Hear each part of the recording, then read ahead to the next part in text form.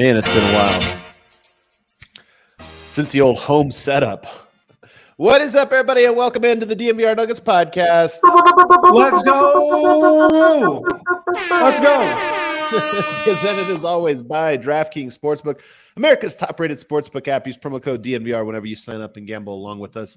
We're going remote today because I got the sniffles. Day number 2 in a row. Great job, fellas, yesterday holding down the fort. Fun show.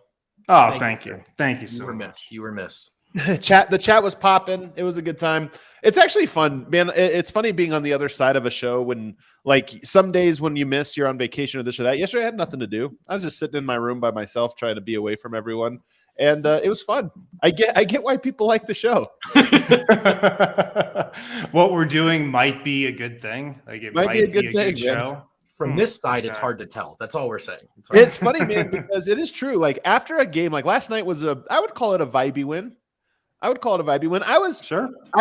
So a little peek behind the curtain here. I know what it's like when you're trying to decide whether funky music or not. Like, it's tough. Last night was probably like right on the edge. Right there. What was the conversation like?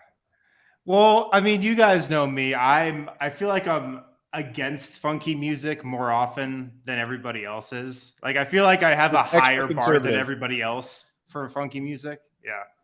So I was a no. Ultimately, I think if Miami was full strength, I would have sent it. But there was just enough. There was just enough of take care of business element that maybe for the 40-win Nuggets, the bar should be higher. But I would do it every time if I could. That's actually a hilarious take vote, because it is funny that, like, the better the team is, the fewer funky music games there will be, because the expectation gets higher. That's right. Yeah. So it's just kind of one of those fun things. We got a great show for you today, though. We have one of the most precious things that a fan base can have. Righteous indignation. Let's go. We've got it, baby. We've got it, as the Nuggets get not one, but 2 more snubs. You thought you were snubbed already with Aaron Gordon, Jamal Murray not making it to the All-Star game. No. MPJ, KCP left off for some reason. Might have to get a little conspiracy theory-esque about why that might have happened and talk about what it means. I also want to talk about, can the Nuggets, they're the 13th ranked defense, can they become a top 10 defense by the end of the year? And wouldn't that be funny if they silence the number one doubt? I also want to put some respect on various people's name that we haven't really put respect on earlier. We're going to see if they deserve it or not. And then lastly, I want to look at the Western Conference here right around the All-Star break and say, which teams do you feel are rising? Which ones do you feel are falling? We'll do all of that and more. I do have my great panel with me today at the DNVR office. It's Harrison Wind. I had to flip over this whiteboard to keep some top secret material on the down low. You guys don't want to know what's on the other side of this whiteboard. Oh, wow. Man, that's so tempting to find out what the money could possibly be. I could flip it. You could. I've also got Brendan Vogt in the house. There's a window on the other side of that whiteboard. So anyone walking by in the hallway, they get all the top secret information. They do. I'm doing great, though. Happy to be here, fellas. What is this? The pandemic? What's going on? I know. This does feel like the pandemic. All right, let's get to our top story today, guys, which is that the news came out last night that the three-point field is set. And on the list are some guys who don't shoot 40%. In fact, a lot of them. But not on the list are 2 Denver Nuggets who do shoot 40%. Very curious. We go through the list of participants. Jason Tatum, ya boy. Kevin Huerter, Tyler Hero, Tyrese Halliburton, Buddy Hield, Damian Lillard, Anthony Simons, and Lauri Markkanen. What's your guys' first impression here, first of all? Like, I actually did not think Aaron Gordon or Jamal Murray were going to get selected to the game. It makes sense. I can't be too upset about it. Whatever. This one, I was like, for sure, one of these guys is going to end up on it. Just for sure, they were going to get the invite. So for me personally, I was surprised. What about you guys? Win. Well, Buddy Hield's got to have something on NBA Commissioner Adam Silver. He's got to. Really? This is Buddy Hield's, by my count, 10th straight appearance in the three-point contest. He gets in every year for some reason. Doesn't matter what team he's on. He just gets in. But, I mean, guys, I think we have to open up a full investigation. I think we have to find out what's going on in the NBA. I feel like we have to find out what's going on at All-Star Weekend. We have to appoint a special counsel We have to appoint an independent investigator. I'm just going to appoint D-Line. I think he'd be good at this sort of thing. Yep. The NBA, I feel like, is trying to make it so the Denver Nuggets just do not exist. I feel like that is their goal. It's to make sure the Denver Nuggets are not known by anybody. They've done everything they can to make sure Nikola Jokic does not win an MVP. He's won 2. He's going to make it 3. I mean, the All-Star game, how does the number 1 seed in the West only have 1 All-Star? I remember when the Atlanta Hawks, the number 1 seed in the East, got everybody into the All-Star game that year. I feel like the NBA is just trying to make sure the Denver Nuggets do not exist. Well, I don't know what's going on. Listen, when this reminds me a lot of schedule day, consider the fact that they forgot. I feel like we can't roll that out. It's so true, though. We're going to go full respect Twitter. We're doing it. That's what this segment is. Oh, let's go. The Hawks had 4 all-stars. All-star, not participants. Like, why does fine, you don't want to send multiple Nuggets to the All-Star game. They're the 1 seed out West, but neither one of those guys has really been an All-Star. Fine, here's your easy fix. Get them some participants. It's actually in the 3-point contest. Great take. Here's an easy fix. Like, easiest way to represent the Denver Nuggets. Put Aaron Gordon in the dunk contest. Put KCP in the 3-point contest. They didn't do that. I think it's possible they forgot about the Denver Nuggets, but maybe Wind is right that they just don't care. You know who they didn't forget about? The Boston Celtics. Let's go. Turn this into a double hate. Jason Tatum is shooting 35% from 3. Now, let's consider some counters. I'm going to be rational about this. Well, Brendan, you are. Well, Brendan, he's a volume shooter. Okay. Has he considered shooting less? He doesn't make enough of them. Don't shoot 9 threes a game. Now, I saw some really interesting data from some Celtics fans suggesting that Tatum might do well in this contest. And they're right, because let's look at the data. Catch and shoot Tatum from the corners, excellent 3-point shooter. And if he wants to be in this contest, those are the shots he should take. But why is his percentage 35%? Because those are not the shots he takes. What shots does he take, guys? Bad ones. Over double teams. He takes bad shots. He's a great player. Probably the best player. Maybe Al Horford. Probably the best player. Kel, where are you at, man? Out come east, on. Okay? But that's what the effing All-Star game is for. That's what the All-NBA teams are for. That's what the NBA MVP conversation is for. It's fucking not what the 3-point contest is for. That's for the best 3-point shooters. Jason Tatum isn't one of them. Oh my God! Let the man cook. First Sorry, of all, I was yelling. I apologize. I love it. I love the idea of, like, you know what? Tatum probably will do good in this because he's a good shooter. He just takes horrible, horrible shots. I mean, I actually think your best take in here is, like, if you look around the landscape, I mean, the Nuggets are the number 1 seed. So you automatically, like, teams that are the number 1 seed when there's guys on the bubble, they just get the default. That didn't happen with Denver. Whatever. Like, we all can agree, Murray, Gordon, who's it going to be? Like, the West has a lot of good players. So we could all say, but it was the easiest get right. Like, but you're the number 1 seed and we only gave you 1, despite the fact we gave other teams 2, but we'll give you only 1. It's built in. It's right there. Take but it. You're also the number 1 3-point shooting team. Oh my God. We have a marquee event. The 3-point contest has become the marquee event of Friday, or is it Friday? Event. Saturday, maybe. Saturday. It's the marquee event now. Like, that's what everybody wants to get in on. That's what everybody wants to watch. You have a number 1 3-point shooting team. You have a team that probably was on the bubble for a couple All-Stars that deserves some recognition, and yet you don't go there. I honestly, here's my take on this. Today, or whenever, did it come out last night or today? I don't remember. Today, this morning. Today. I spit my coffee out at him. That's why I remember. Today is the day KCP officially became a Nugget. Oh, this is my take. Oh, let's go. I mean, KCP, I talked about, I hope he's a Nugget forever. Like, you know, he has a Lakers stint. He has these other stints. How am I losing everybody? Are you out of here, Vote? I thought I was still here. Can you? What happened here? This kid Kelsey pushing some buttons here, making me confused. I think that, honestly, like KCP when he was a Laker, a lot of this is just like, if you look at the names, it's who do people talk about. A lot of this is who do people talk about. I mean, Jason Tatum, I mean, come on, he's just known. Damian Lillard is so good, he got Anthony Simons a spot here. Lauri Markkanen, you could say like, okay, whatever. He's been great. He's been great, but also it's in Utah. Like, let's not kid ourselves. It's like Lauri Markkanen's not. If you told me like, give me the premier 3-point shooters in the NBA, I wouldn't be like, well, Lauri Markkanen's up there. You know, there's a little bit of a hometown cooking here. But you got some other guys on this list, and I'm just like, how are they jumping the line? How are they skipping the line?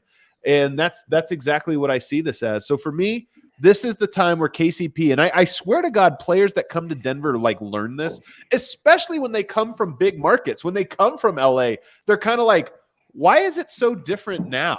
Like, hang on, that was a foul 2 years ago. I'm like pretty sure. I can show you the clip. And I know some people were saying like, maybe they declined it, maybe this or that. Nope. I talked to Nuggets, someone with the Nuggets today, just to make sure, and I can confirm they were not invited. You saw KCP today had the tweet. I guess my 45% wasn't good enough. Neither Michael Porter nor KCP were invited. I actually think this is a major deal. Major is doing too much work. Nothing about All-Star Weekend's a major deal. But I mean, this one is a legitimate snub. You know how people will talk about a snub and it's like whatever. This one to me is an actual legitimate no. NBA, you dropped the ball, you assholes. It's not even that the Nuggets are like at the top of the West and have been number one in the West for most of the season. They're 5 games clear of the number 2 seed. They're running away with the Western Conference. The wide open West. They're running away with the wide open West. Yeah. I mean, if the Nuggets were not called the Denver Nuggets and it was any other team at the number 1 seed, 5 games up on the number 2 seed, nobody would be talking about the West as, quote, wide open. It's only wide open because the Nuggets are leading it. Yeah. That's just the facts. And they are the number 1 3-point shooting team. They've been the number 1 3-point shooting team all season. Like, the Nuggets have been the story of the Western Conference all year long. And if they can't get any representation other than Nikola Jokic, who wasn't even put into the All-Star game by the league, I'll say that. He was put into the All-Star game by the fans. The league isn't even the one who's put Nikola Jokic into the All-Star game. I love this take. He might not have made it in by the league. Who knows? We'll never know. It was the fans who got him in. Michael Malone's only there because the Nuggets are the number 1 seed. The fact that they didn't get any other representation in this year when they're at the top of the conference and running away with the West, they're never going to get it if they didn't get it this year. But you know what, Adam? Doesn't this fit nicely into a larger take you've been pushing since the summer? And I'll let you cook, brother. I'll let you cook. No, well, somebody had it in the chat, so I kind of want to put it in here. Best of both worlds. Number 1 seed and can still have a chip on our shoulder and can use the nobody believes us in this energy. I'm telling you, this is a real thing. And it's funny about the Serbians because like none of this stuff, I should say a real thing. I don't know how real it actually is. But the Serbians will always talk about, we never do well when we're the like favorites. We always do the best when we're the underdogs, do this or that. The best stories in their like international league, history come from when they were counted out or underdogs in some capacity. And I honestly think Denver has that exact same energy where Denver is in the sweet spot. They're dominating. They just went into Miami. I know Miami. It was funny. I never knew there were so many Heat fans because there was a lot of people like just in the mentions and everything else yesterday. For some, like, not even like, I have no thoughts about the Heat. There's not a team I don't like or anything. And it was so funny how many people were like, yeah, well, we're missing Kyle Lowry and Tyler Hero, man. Like, we also were shorthanded or whatever. And it's just like, guys, I wouldn't say anything about Miami. This is a good win for Denver, down arguably 2 of their 3 or 2 of their 4 best players. And they go on the road in Miami and get a very impressive win. And more than just a good win, they dominated on offense. Their offense like couldn't be bothered by a very good Miami defense on the road without key players, you know. But again, this idea of, I love Harrison's point. Oh, the West is wide open. Oh, everybody's beatable out there. It's wild. Denver's on pace for 56 wins. It's a really good record, man. Like they're a good team, and they've been pretty impressive. So to me, I do agree. Best of both worlds. Denver is going to be the feisty underdog, and I don't see that changing. I actually don't know if there's something they can do after the All-Star break where people are like, man, that's a juggernaut. I just think they'll always be, oh, that's a beatable team. For sure. And I actually think that the Suns getting Kevin Durant is probably just the best thing for the Nuggets mental, because I don't think this team is at its best when it's the front runner and the favorite. And the fact that Kevin Durant's in the West assures that the Nuggets will not be the favorite to come out of the West as long as like that Phoenix team stays whole. So I think that's a good thing for this squad. I also think it's very clear how much KCP wanted this. And KCP, as you said, in multiple ways now, like the identity of being a Nugget, it's his. And so I think Nuggets fans claim him and so wanted it for him. There is something too, as many people have pointed out in the chat. All right, fine. Take the break. Everyone rest up, get healthy. Screw All-Star Weekend. Right. Screw the league. Right. I'm not even watching, actually. I'm just not even going to watch it. I'm not paying attention. Right. I'm not going to be on Twitter. I'm not even going to watch it. I'm boycotting All-Star Weekend. I'm boycotting it 100%. All right, here's my final take on this, guys. And Nate Jones, I've talked about him a lot. One of my favorite follows on basketball Twitter, and he works with brands, brand management, marketing, a bunch of different things in the NBA. And he's always insightful about the business side of the NBA. But one of the things he says is, you know, Jokic hasn't been a guy who has put himself out there in the media. And we know this to be true. He's not coming on the DNVR Nugget show. He's not doing a bunch of one-on-one exclusives and like just being in front of the camera. And that's part of the charm. We like him for that he so runs away from it. But Nate Jones's point is that doing those things elevates your profile and the profile of those around you. And I do wonder, like, do we think Jokic is going to be a star of All-Star Weekend this weekend? Absolutely not. But part of this is by his own design and by his own choice. Like, there is a way he could approach this game as, I'm a two-time MVP. I deserve more shine. And oh, by the way, my team didn't get very much recognition here. I can have that chip on my shoulder and approach this game with that. Nobody takes it that seriously, but there is a way you can go out there and be like, no, I want to be the one interviewed afterwards. And I want to say in front of everyone, I think Aaron Gordon should have been here this weekend or something like that. So I do think that Jokic, this is one thing he either can still learn or maybe he just doesn't care about, and that's fine. But I do think he can help these guys get into those roles by just being a little bit more, playing the game just a little bit more to try to like pressure the league into saying, hey man, pay attention. I bet he says something about that. Someone says, so it's Jokic's fault. I'm telling you, the Serbs are going to come for me in the comments today. I bet he says something like that before the game or, you know, during All-Star Weekend about how the Nuggets should have more people there. I bet you he does. I mean, I hope he does. Again, can I just say though? Somebody says, Adam, you really don't understand Joker. I'm telling you, Vyacheslav Perpic, I'm telling you, you don't understand American culture also. Like, this is not me trying to say about Jokic. I'm trying to tell you how the NBA works, how this like capitalist machine that is the NBA's marketing machine works. So, I mean, that's the perspective I think you have to see. And he might, if he doesn't, by the way, there's nothing wrong with him saying, I don't want to participate in that. There's nothing wrong with it. Right. I'm just telling you, there are like sometimes ripple effects of that are kind of bullshit. But even still, that point touches on like an adjacent irony in that, like, KCP didn't he go on the low post this year to campaign for that? Yeah, he did. He did go on there. Yeah, to campaign for it, and it wasn't that long ago he was a helpful LeBron sidekick. And look, Michael Porter Jr. 3 back surgeries later is not Jason Tatum, but he's not, I don't know, Joe Harris. I think kids know who Michael Porter Jr. is. Put these guys in All-Star Weekend. Put them in the 3-point contest. Dude, the craziest part of this from a conspiracy wind is that his agent is Rich Paul. Like, I kind of thought we'd get the clutch treatment here and get inside the game. Man, if KCP wants out of Denver in a couple of years, this is going to be why. He's like, I can't even get to a freaking 3-point contest, bro. Like, what the hell? Yeah, I forgot what the other thing is I was going to say. I love this take from Oso Blanco. He compares playing with Jokic like playing at Coors Field, where people are like, yeah, but 35% on Boston taking step back threes. That's like 45% if he were playing with Jokic. That might actually be true. That math might check out, just to be clear. I love it. All right, let's take a break. Oh, that was some sweet, righteous indignation. Man, I'm so indignant about this. Let's take a break. On the other side, let's get more into some basketball stuff here, including about, can the Nuggets become a top 10 defense? Guys, we're, of course, presented by DraftKings Sportsbook on the DNVR Nuggets podcast. Look, if you're not set up with DraftKings Sportsbook, download the app, get set up now. Every pregame show, we hand out absolute locks to bet for that Nuggets game. DraftKings Sportsbook has a no-sweat, same-game parlay promotion going on right now where you put $10 into your account, you bet a Nuggets parlay. We'll give you the parlay on tomorrow's pregame show even.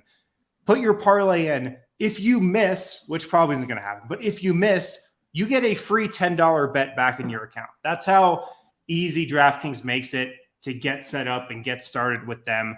So make sure to download the DraftKings Sportsbook app now. Sign up with code DNVR. New customers can bet $5 and get $200 in bonus bets instantly. Only at DraftKings Sportsbook, an official sports betting partner of the NBA. That's with code DNVR. Minimum age and eligibility restrictions apply. See show notes for details. And make sure to get that no sweat, same game parlay in. Bet then $10. Get your money back, even if you miss. JiveHive.com. If you don't know what JiveHive is, it is a virtual dispensary on wheels. They serve a lot of areas throughout Colorado. They serve Aurora, Greenwood Village, Monument Fountain, and various areas of El Paso County. Go to jivehive.com, JIVEHYVE.com. Schedule a delivery, same-day delivery, or you can schedule a delivery window. It's convenient, great pricing, and it's the best, man. Jive Hive just delivers to you. You don't even have to get There are Valentine today. They are. They sent us a Valentine on Twitter. What friends? Yeah. Our one and only. Shout out Jive Hive, jivehive.com. Get hooked up with them today. All right, there we go back. I see one over here. I was just to put a bow on the first segment. Seeing Giannis with so many Google ads makes me so jealous. I want big honey on my TV in my life. Here's what's funny. You know who else is in multiple national ads? Boban. Like, this is why when you say, like, well, Jokic couldn't do that. Like, honestly, if he wanted to, I really think he could put himself in there. And again, I like that he doesn't go out of his way. There's a big charm to Jokic's, like, you know, country nature. And just like that's a big part of the appeal. But there is if Boban is getting these because he's the big foreign, goofy, fun-loving guy, and he's in all of these different spots, like there's room for Jokic if he should want to pursue those things. But we'll see. Maybe it comes. Maybe honestly, it's just part of his evolution. And like for a while, he didn't want it. Now he does. We'll see what happens. The Nuggets enter today, guys, the 13th best defense in the NBA, which is actually pretty impressive when you think about how they started the season, how low they were. That has been since the first 2 weeks of the season. It has been a slow and steady climb up the rankings to where now they're 13th. And if we just look around who's right by them, 15th at the moment is the Golden State Warriors, then the Brooklyn Nets, then the Nuggets. Right ahead of them is the Timberwolves and Thunder, all within 0.2 points per 100 possessions. You could make that up in one game if you have a really good defensive game. The other team has a really bad one. That's how close it is. And then to get into the top 10, you're about 1 point per 100 possessions behind both the Pelicans, Clippers, Suns. Go ahead. Do you know how far away they are from 6th? Because that's where I want them to finish. It's precisely. 6th would be the Philadelphia 76ers at 111.5. So they are roughly 2 points per 100 possessions behind them, which is doable. I mean, again, like these things are doable. So I'll start with you, Wind. Is it likely, and do you think it will happen, that the Nuggets reach that coveted top 10 defensive spot by the end of the year? I'm going to say no. And the reason for that is, first off, there's just not a ton of games left. They've played 58 games. There's like 20-something games left. I'm not great at math. And I think with the Nuggets cushion, 5 games up on the Grizzlies, 5 games up on the number 2 seed, I think we're just going to see them rest their guys a lot over the last 20-something games. And, I'm going to say no, but they've showed me a ton defensively over the last several months. Like I'm bought into the defense now. I'm bought into the fact that, you know, they can lock in when they need to and play at a championship level defensively. They'll jump the Timberwolves, I bet, because the Timberwolves are going to get Towns back, and so that will lower their defensive rating. But top 10, I mean, we'll see. I'll say no. I'll say they finish right outside the top 10. Just spitball, and I wonder if some of those Bruce and KCP lineups, if let's say Jamal is resting more, can they work in Denver's favor, specifically with the defensive rating? Obviously you want Jamal back for this team to be at its best self, but I do wonder if that'll be the case. Although having said that, the longer Bruce Brown takes on a larger role offensively, I think the less Denver is getting out of him defensively. So there's that might be a bit of a reach, but it's I do think it's possible. I think they've been trending in the right direction, and the thing is, I think they're getting a little better on the road here, just in general, and that could be a big factor as well. Yeah. I mean, part of this is they have a lot of road games coming up, in the back half of the season, more than home games. So and they've been way worse on the road. But then there's this other part, which is I feel like Denver's season is going very well so far in the pace of it, including with these injuries to Murray and Gordon, where they're just kind of sitting out and getting a little re-up. I think if you look at it, they struggled early. They kind of hit a peak. They lived through a little bit of adversity with health and things, and then they've kind of found their footing again. But I by no means feel like the Nuggets have hit their sixth gear yet. And I think that is in fact, even talking to all of the guys on the team, what was it, 2 months ago, DeAndre Jordan or Jeff Green, one of those two said, it's after the All-Star break when the good teams really start to focus. That's when you really start to get in the zone. I feel like Denver, and I could be wrong on this, of course, but I feel like their best basketball is ahead of them. Their best regular season basketball is ahead of them. And I think that mainly when I say that, I mean on the defensive end. Their offense, I don't think it'll be that much better, if at all, in the back half of the season. But I think their defense, their attention to detail is going to be better. That being said, I'm with Wind. I think they rest enough games that cost them the opportunity to jump into the top 10. And so I think they're going to be right around where they are right now as a top 13 defense. And I think that'll be pretty good. Yeah. Have you guys, a slightly different question, top 5's out the window, but have you guys seen enough that you're okay, they can do it for 2 quarters and they can play offense for 4 quarters? Do you believe in a non-liability playoff defense? Go ahead, Wind. Yeah, I do. Absolutely. I'll say no. You phrased it as, have you seen enough? I have not. Okay. I believe it as well as Wind, but it's more on faith. I think they're capable of doing it. But I would not. That will change if we don't see it over, I want to say a 5 or 6 game period. I need to see it over a stretch of games in a row. If we don't see that between now and when the playoffs start, my concern level will go up. Because to your point, they've been great in the clutch, and they've had little stints of it, mostly at home, where you're oh, that was 2-3 good defensive games in a row. I want to be able to see them go up against a good offensive team and say wow, you know what? That team looks like they can play at that level for a sustained period of time. So, and I think we will. Well, I honestly think we're going to happens the Dallas Mavericks are coming to Ball Arena tomorrow night. I don't expect it tomorrow, though, man. Tomorrow is the ultimate last day before break. Totally. I mean, tomorrow might be. I'm going to bet the overs tomorrow in the game. I think that we might have a 140-135 type of game at Ball Arena. What about the bench? Because a lot of the defensive rating for the Nuggets has to do with the non-starter minutes. How do they look in those other minutes? Thomas Bryant is not a good defensive player, but the unit as a whole might be better, which means more set possessions. Do you think that will the bench defensively be better than they have been? It's a good question. I mean, taking Bones Highland out of the equation will help the bench defense for sure, but more Thomas Bryant, less Zeke Naji will hurt the bench defense, I think. All in all, I expect the bench defense just to be better, because I think more offense on that unit can help your defense as well. Yeah, totally. And, you'll have Christian Brown, you'll have Vlatko eventually sliding back into that second unit. Hopefully it's Vlatko there at the back. It's going to be, man. He's been too good, too much. I would be so shocked. And I agree. We'll see. Yeah, we'll see. I'll say the bench defense is slightly better with these new additions.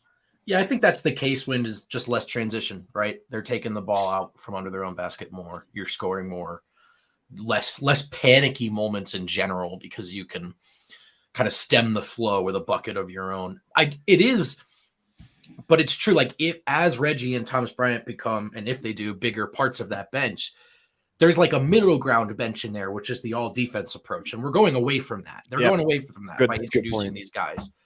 So we'll have to see how that all balances out. But there's a chance that scoring more levels out the whole operation.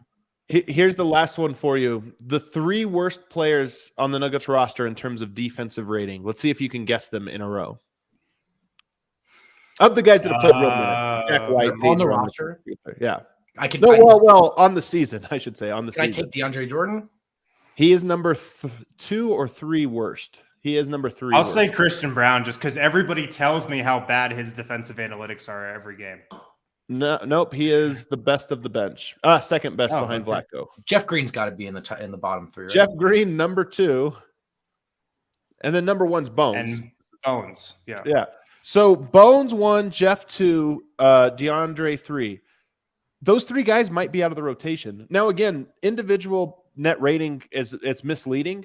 So I don't want us to completely rely on that, but at least it's an indicator of, hey, man, maybe you take those 3 pieces out and you'll see what happens. So I'm optimistic for it, and I think it would be a big boost. Like, if you think about what needs to be accomplished, I'm sure we'll do this next week as we have a bunch of non-game day podcasts to do. But, like, what lingering questions are left for the Nuggets this season? To me, the defense is number 1. And if you check that box, if you're able to say, hey, we were a top 10 defense over the last 50 games and we were a top 5 over the last 20, to me, that's a huge confidence boost. It's like, hey, we are what we think we are. Let's get to the playoffs. All right, let's take a break. On the other side, who needs some more respect on their name? I got a couple names. I do. I think I do, Adam. What's that? Me. I didn't vote. Definitely not vote. We'll get to all of these names on the other side. Breckenridge Brewery is the official beer of DNVR. They're the presenting sponsor of the Denver Sports Podcast as well, that you might sometimes see in your podcast feeds. If you don't know where to get Breck Brew, check out the Breck Brew beer locator at breckbrew.com and make sure to pick up some Mile High City Golden Ale. It's the latest and greatest from Breck Brew. You can't miss it if you see it. It's got that Nuggets can, the beautiful rainbow skyline logo on it. Beautiful can, beautiful box. Pick some of that up today, the Mile High City Golden Ale. It tastes great. You feel great when you're drinking it. You're supporting Breck Brew. You're supporting us. You're supporting the Nuggets. So make sure to pick some of that up. If you don't know where to get the Mile High City Golden Ale, check out the Breck Brew beer locator at breckbrew.com to find a location near you. Also, kick off the new year with new gear that's built to last. Our friends at Shady Rays, they've got you covered from the sun to the slopes with premium polarized shades, customizable snow goggles, and much more. Shady Rays, they're an independent sunglass company. They offer a world-class product just as good as any of those expensive pairs that you've probably worn in the past. This is exclusive to our listeners. They're giving out their best deal of the year to you guys. ShadyRays.com. Use the code DNVR or visit them in store. They're at Park Meadows. 50% off 2 or more pairs of polarized sunglasses. Use the code DNVR, 50% off. 50% off 2 or more pairs of polarized sunglasses with the code DNVR. All right, back here, segment 3, DNVR Nuggets podcast. I want to remind everybody, Kale, I don't know if we have the artwork out. I think Vote tweeted it yesterday, but we do have another party bus coming up now on March 25th. There's a little bit of time, and it's a unique party bus. So what it is you actually are just buying the tickets to the bus, and then we'll do our own tickets. Now, the reason for this, or you'll have to buy your own tickets. There is a link on our website to buy them directly from the Nuggets. That the Nuggets have kind of like made a link. There's a reason for this now that we're doing it different than usual. Usually we get a section together. It's $100. You get the bus and the ticket. This time it's just $20, and then you buy your own ticket. You get the ride to and from the bus. And the reason we're doing this is, one, I don't know if you guys have noticed this, but Nuggets games have been sold out lately. Like the Nuggets being as good as they are, one of the bummers about it is now getting tickets is significantly harder. So we don't have tickets in the same section. Like there's not 100 tickets available like we have done previously. But number 2, we want to do this for the playoffs. And at the playoffs, there's no way we can get a group of 100 tickets like roped off for us. There's no way. but we still want to be able to do, especially for some of these like weekend games, a party bus event where you go watch the game together and then come back to the bar afterwards and we all hang out and kind of celebrate what we expect to be a Nuggets win. So this is it. $20 gets you a seat on the bus. You get free beers from Breckenridge Brewery on each leg of the trip, going to the arena, coming back. It's a really great deal. You pay $20 for parking anyway.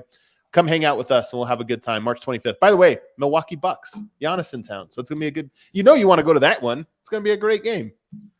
I don't know. Right. We've never seen Giannis and Jokic play a great game head to head, Yeah, it's so true. Never seen that. What if we got a Sombor shuffle again? Unbelievable. Let's see it. All right. This is just a segment now for you guys, for us all to sort of clear out, each get a turn. We need to put some respect on some people's name who I feel like have not gotten enough respect so far this season. We're going to start with Michael Porter Jr. Michael Porter is having the best season, I think, of his career, including and especially with fitting in. But sometimes fitting in makes it hard to stand out. Vote. Do we need to put some respect on Michael Porter Jr.'s name?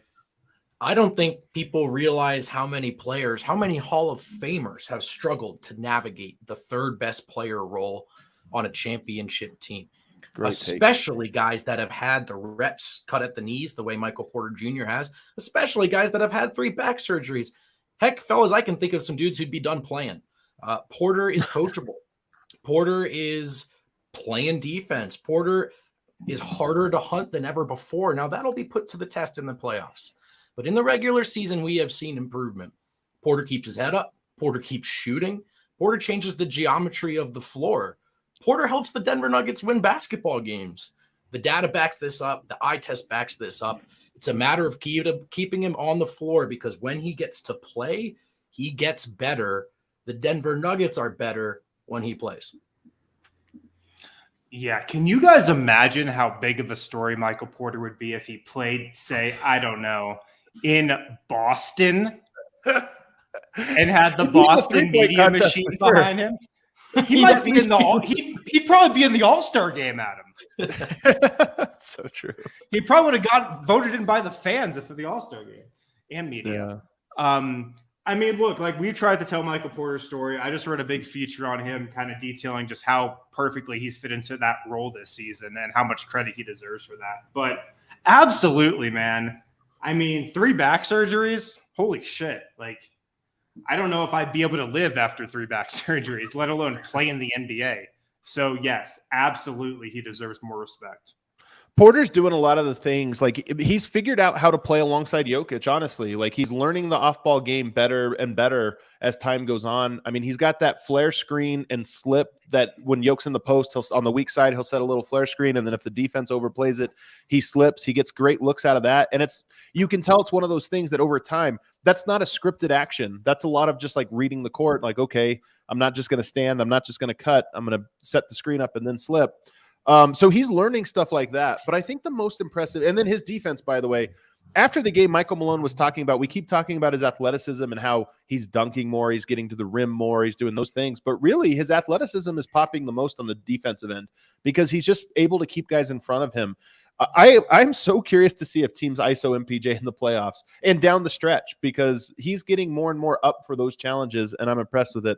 But the number one thing to me that I'm impressed with is that MPJ had a long way to go, and he's kind of taken everything one step at a time this season. I mean, honestly, you think about it, when he came in early, we were like, okay, I feel like we can get more shots for MPJ. I feel like he can do this and this. And he has just sort of been consistently in that role, and it's, I think, expanding slowly but surely, and he seems content with that, and I'm just so impressed with it. One more note for me guys on Porter. He's never going to have assist numbers. He's never going to be a playmaker. Him looking at the rim does not result in points for other players. He is far less of a roadblock to ball his popping possessions than his reputation would ever suggest. He's actually a sneaky, capable passer, keeps the ball moving. He's 7 feet tall, so it helps with entry passes and even just swinging when he's in awkward positions. It always looks too nonchalant. But he can do it. He either shoots or he keeps the ball moving. Rarely does Porter hijack the offense, even when he shoots a lot. Yeah. And I think that part has been really underrated. That's how you slide in as a third option. All right. This next one, you guys are going to be, this one, I'm curious. More respect. We need to put more respect on their name, Harrison. The Kroenkes. The Kroenkes. Nuggets 1 Absolutely. seed? All right, Absolutely, let's hear it. man. I mean, just look at what's going on in Minnesota, bro. Like, Tim Connolly They're on the went mend to almost. I know, but I mean, Tim Connolly went to Minnesota. And I mean, if you know anything about Tim Connolly, if you tracked what he did in Denver, how he operated, the Rudy Gobert move was a very un-Tim Connolly-like move. Like, that was a move clearly driven from ownership. And, like, that's just the ultimate like comparison. Like, look at that move and how the Kroenkes have let the Nuggets operate and build slowly and have patience here in Denver. I don't know a lot of ownership groups out there that would have let the Nuggets be as patient or let their team be as patient as the Nuggets are. Like, it's pretty incredible, man. It's pretty incredible how they've let this team just slow play everything and just be patient and build and see the vision. I don't think there's a lot of other ownerships that would have done that. They would have traded Jamal Murray years ago. They probably would have given up on Michael Porter Jr. Who knows? They may have traded Nikola Jokic 4 years ago for, I don't know, like Kristaps Porzingis. An impatient owner. There's no question that an impatient owner would have cashed Jokic in sophomore season because they could have gotten like Jimmy Butler or something at that time. And, sure. I mean, honestly, they could have gotten Jaylen Brown.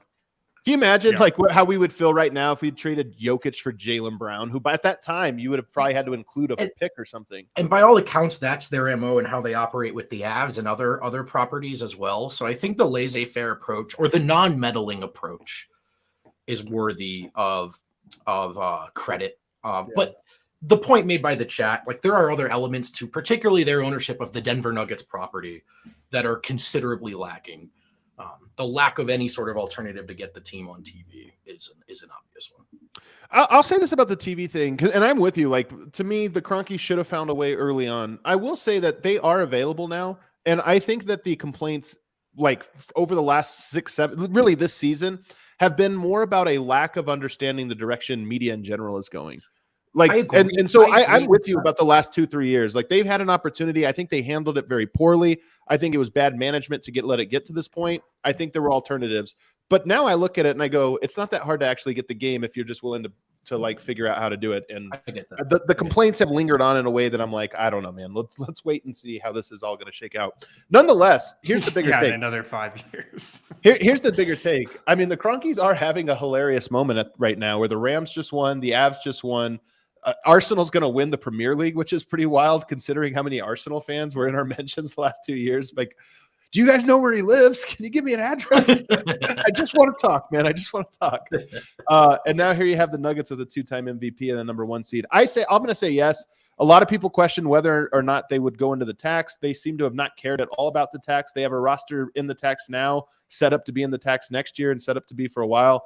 Like, I'm not trying to take away from the TV thing. I'm just saying it's in context of everything else. And I actually feel like just watching the last 7-8 years, Vogt's point about the patience and how important that is so big. And when you watch it unfold like that, you really realize not everybody would do that. And then also, I am still waiting to see the plans for the practice facility. Just waiting on those. You might be waiting for a long time on those ones. I was told they're coming though. I was told they're in the works. Michael Malone. Dude, yes. He gets no respect. I'm not going to lie. He gets no respect. I think, and understandably so, the seat warmers were on in November and early December. It was not looking good in more ways than one. He's got these guys playing.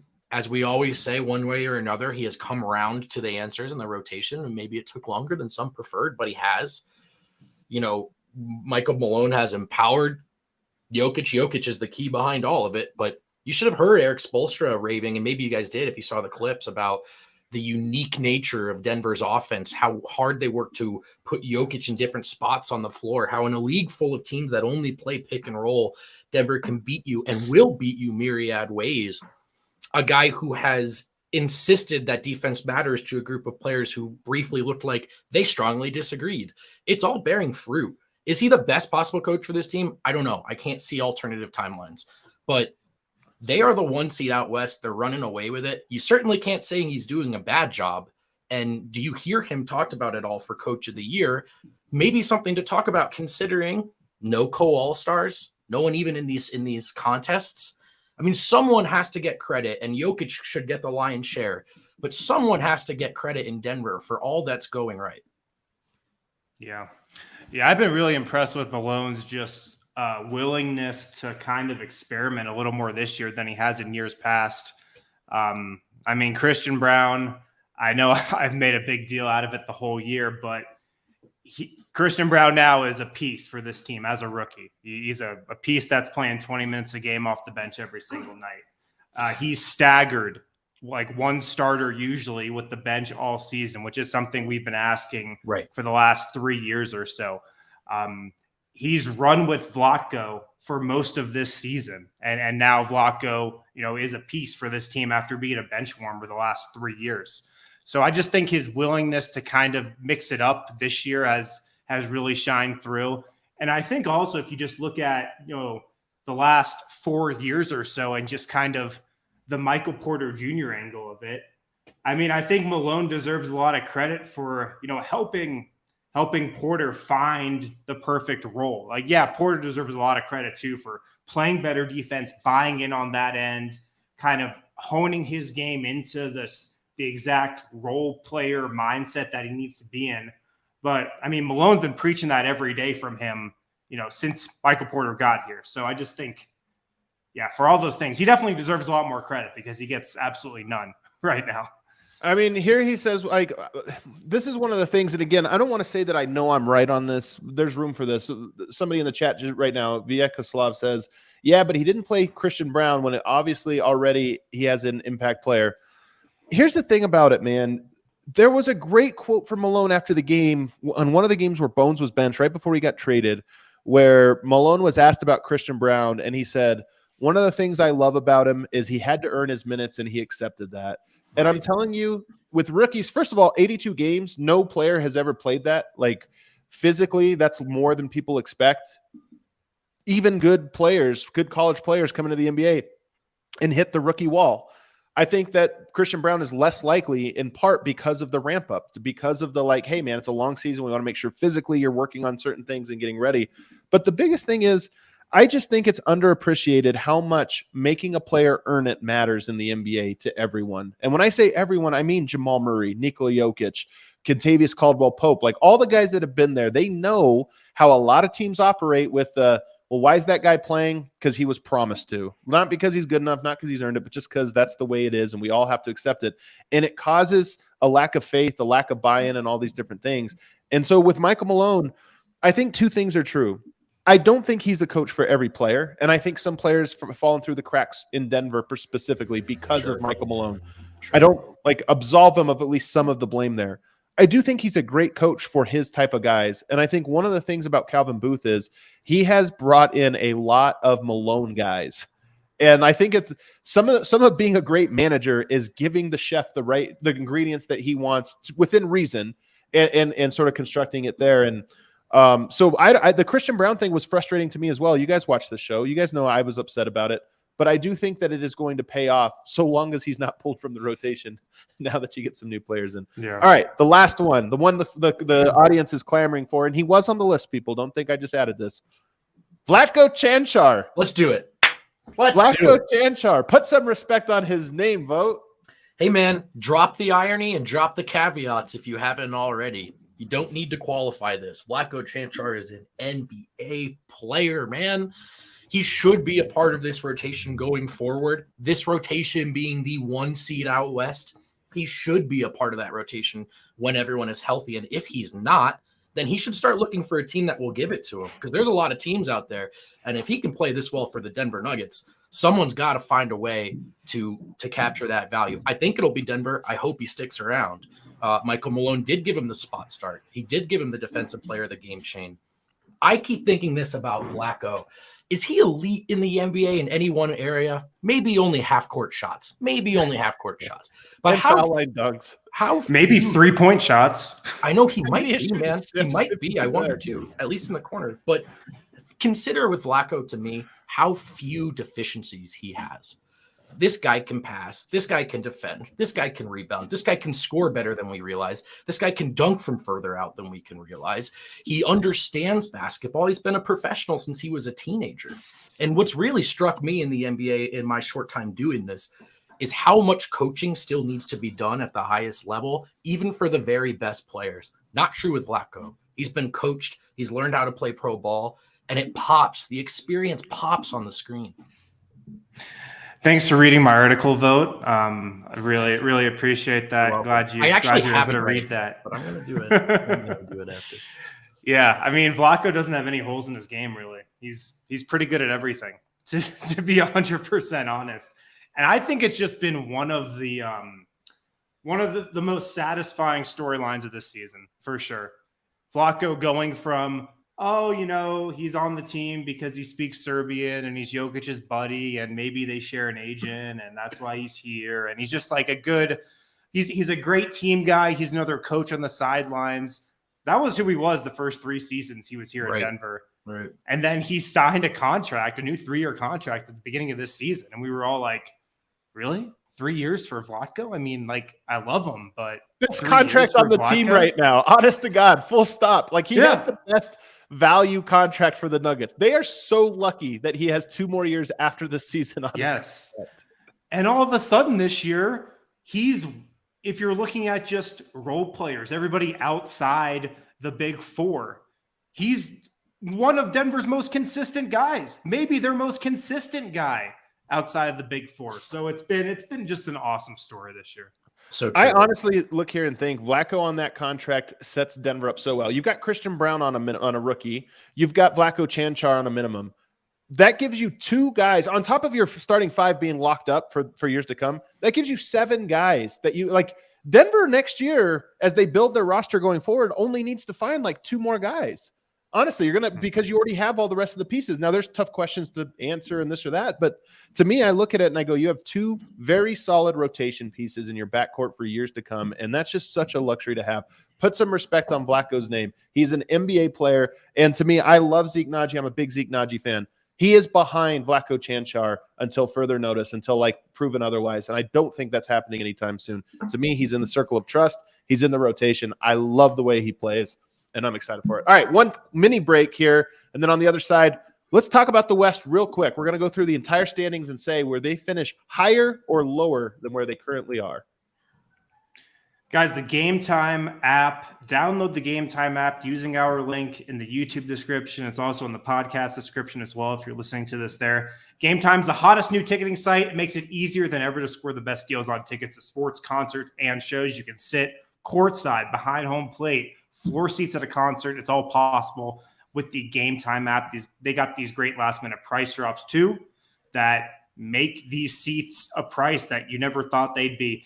Download the Game Time app using our link in the description. The best way to support us is by buying your tickets through that link. Join over 15 million people who have downloaded the Game Time app and score the best seats to all of your favorite sporting events. Get the Game Time app now. It's your one-stop shop for sports, concerts, shows, whatever you need. Don't be messing with all those other third-party sites. Use the Game Time app, concert, shows, sporting events, whatever you need, they got you. All righty, let's go quickly through this. Actually, we have some super chats. Let's hit those first, Kale. What do we got from the people? Brad says, Locked On Heat was Locked On Jokic today. People don't, well, first of all, how could you watch that game and not walk away from it? Like, wow, that dude's pretty good. And then second of all, Wes Goldberg is my partner on Locked On NBA on Friday. So that's a buddy of mine, and he's really good. So I'm not surprised he was given a little love. Shouts to Wes. By the way, real quick, Kale, but the Locked On pod, it's great that they were doing that. But because I usually watch at the arena. So for me, at my home setup, I don't actually even have the games because I'm never at home unless I'm like sick. So last night I was riding the high seas and watching the game on the Heat's broadcast. The they raved about Jokic the whole time too. It's hilarious when like literally every time they're like, my goodness. I mean, how do you stop that? Totally. Yeah, you don't. It's fun. It's great. It's a lot of fun. All right, what else we got? James says, more respect for 20-0 and triple doubles. This should be a national story. If LBJ was doing it, there'd be a dedicated tracker. James Davis is testing the limits of righteous indignation. And can I tell you something, fellas? He's right. Approved. Great take. Absolutely. Great take there, James. Bring in the heat. You guys don't have anything to add there? I thought that was great. No, he's right. He's right. And it's Absolutely like the easiest when you get stuck in an annoying, like, well, how come the Westbrook triple double? Like, you actually have a very neat, easy. He's 20-0. Also, he shot 20% better from the field. That part too, and the 1 seed. I mean, it is a little weird. Like, I'm rooting weirdly for Jokic to not go under 50%. Like, it's become a thing to me. Oh, of course. It's almost a distraction. And I will say, it does suck that the one game he went below is a game they blew out, where he could have just gone back in and made 2 in a row and been like, okay, like we got. Little did we know that was game like 6 of the season. If that game happened 3 months later, he would have. By the way, he might have. But it's going to be great. That 20-0 thing is actually really freaking dope. Yeah, it's awesome. It's really dope. Yeah. It's the most Jokic stat I've ever seen, to be honest. It might be like last year, Ryan Blackburn really brought into everybody's conversation the 2,000, 1,500, and that helped. That was part of what helped as well. If Jokic gets to the end of the season, it's like Denver's 33. He averages a triple double, and they're 33-0 when he gets a triple double. It'll be like, man, that's tough to. That's real tough. The 50% shooting is one of those too. If he still only has one game below 50%, like that's a banger stat. Efficiency merchant. Haley Keel says, saying a lot that Malone, one of the longest tenure coaches currently, he's made the right decision, even if not on our timeline. Earns trust of his guys. So true. Haley, a Malone fan. Philly Urbanite writes, we should stop the game every time Yo gets a triple double. I love it. I love it. Yoke just runs away from the bench. That's Get it. out of here. This is my moment. I got a triple double. I did it. All right, Kale, do you have the standings to pull up in the West here? Do you have the West standing? You see my note on that? Maybe you did not. Nuggets are number 1. Let's go to Memphis. If you can, pull those up just for a visual cue here, Kale. The Memphis are 34-22. They are currently 2 games up from 3rd place on the Sacramento Kings, and they are currently 5 games up from the Phoenix Suns, 4 games behind Denver. Up, down, or staying the same, fellas? I got him even wind. I think Memphis finishes out at number 2. Yeah, I think they do also. I mean, they've hit a slide here, but they're better than 3-7 in their last 10. I say they stay down too. The hair, Kale. So there we go.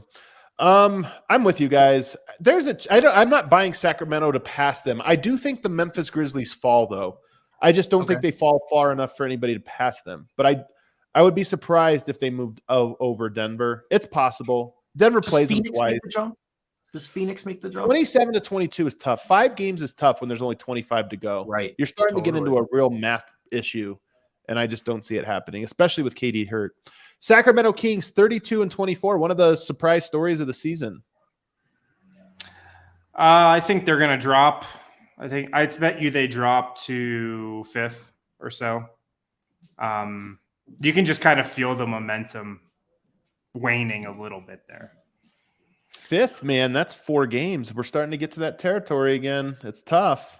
It's tough. I mean, if what Jeff Green tells us is really true, about some of these best teams, like the Clippers and Mavericks teams and Suns reaching another level here, it's possible.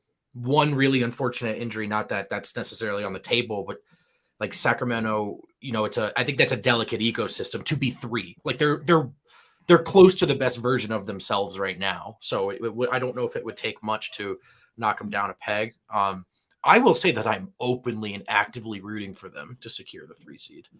I'm actually rooting for them to secure the 4 seed. Me too. I'm rooting for them to be in Denver's bracket. So there's a little wishful thinking here. Exactly. I'm going to say that somebody passes them, and I'm not sure who, but I wouldn't be surprised if the Kings trip up a little bit down the stretch. Not a lot, but just enough that they fall to the 4 seed. All right, Phoenix Suns, currently 31-27. KD not healthy quite yet. What do we think? I think they're going to jump. Not even so much so because of Kevin Durant, just because like the vibes are so much better there now than they were even like a couple weeks ago. They got their new owner. They got those moves done at the trade deadline. They're going to get some buyout guys. I just feel like the vibes are up there. So I'll say up.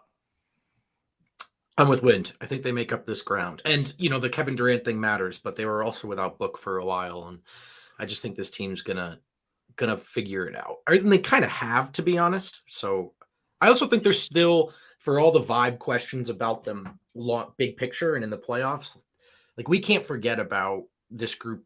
They're so well coached and there's enough talent. They'll figure it out. I will say this: the Nuggets are in a weird spot because I think they play the Suns once or twice more, and you want to prove you can beat them, but you also need them to win. Like that, maybe it's a win-win for Denver. You win, you kind of like gain a confidence. You lose, it's like good. They're going to be in the 3 seed, and you'll be on the opposite side of the bracket, which to me is the best case scenario for Denver with the Phoenix Suns. Like as much as you want to be confident against everyone, at least let them beat up on each other before they get there. And they're thin. Also, they're thin. Like the deeper they go in the playoffs, I think the harder it gets for them. I go up. I think they'll be 3. I think Kings 4. All right, let's go quickly here. Rapid fire. Dallas Mavericks. Stay the same. Stay the same. I say down. That team, man, I watched them last night. They can score, and they can score in the clutch, but I don't think they're going to be able to guard anyone. And I think there might be a little bit of teams finding them out. So I'm going to go down for them. I think they're 6, maybe even 7 with how close everything is. The LA Clippers. I'm going down. I think one of those teams catches them. I think they're gonna skip some games, and they can't afford to skip games. Don't guys. I don't think they're going to win a title, but don't overlook the Timberwolves getting significantly better at the right time. I think the Conley addition mattered. They're heading in the right direction. We're almost there. All right. Wind, Clippers? I'll say even. I think they're going to stay about there. I'm going to say up. I'm buying the Clippers. I just think that they can be better. They've rested their guys and they're in their spot. Down the stretch, you expect them to play a little bit more. I'm going to go up. I think Phoenix, Sacramento, Clippers in the playoffs, not the play-in. Dallas right on the bubble. All right. New Orleans Pelicans, they've been on a slide. Down, man. I feel bad for the good people of New Orleans. Zion hamstring issues again. Probably might miss another month of the season. He's really on. They're going down. That could be catastrophic, man. How far down are they going? Out the play-in down? They're only 1 game in. Yeah, I mean, them in Portland. I feel like those teams are kind of similar. Yeah. All right, we got to go rapid fire here. Minnesota Timberwolves. Up. Yeah, I'd say even. I'm not buying Minnesota. They have to get Towns back. They have to reincorporate him.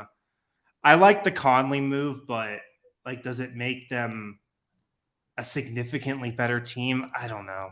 It does because it makes their acquisition, Rudy Gobert, good.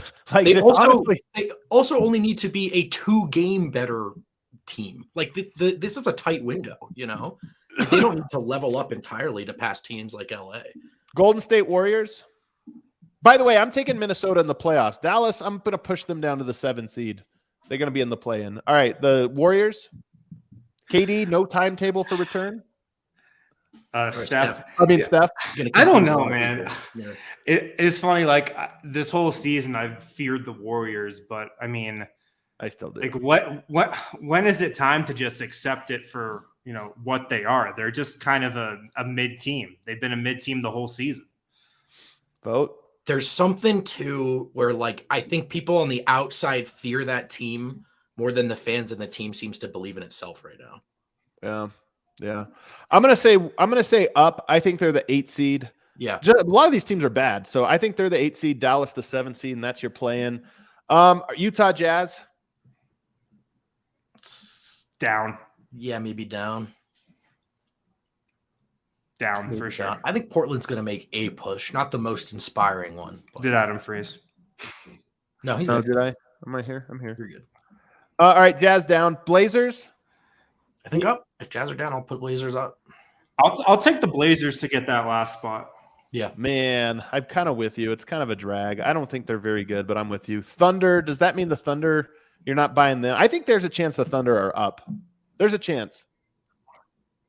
Yeah, I wouldn't rule it out. Man, the SGA shutdown is coming. You can feel it. They're not. I don't. They won't shut it down until it's over, man. And I'm just not sure it'll be over. I think they should want the play-in too. I think they're close enough that they should start worrying about winning culture, keeping guys, getting this thing moving in the right direction.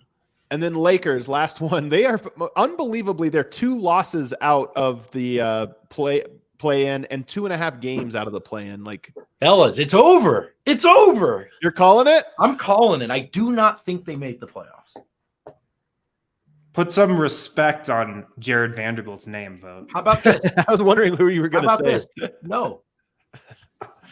All right, that does it for today, guys. We all got to jump. But thank you so much for hanging out with us on the show. We covered a lot of topics. We had some fun along the way. Nuggets are back tomorrow for their last game. Guys, tomorrow's the last game for over a week. What a bummer. I can't wait, man. I'm gonna enjoy this game and this break. No, we'll enjoy both of them. So tomorrow, Nuggets, Mavericks, will be there for the pregame show. We'll see everybody then.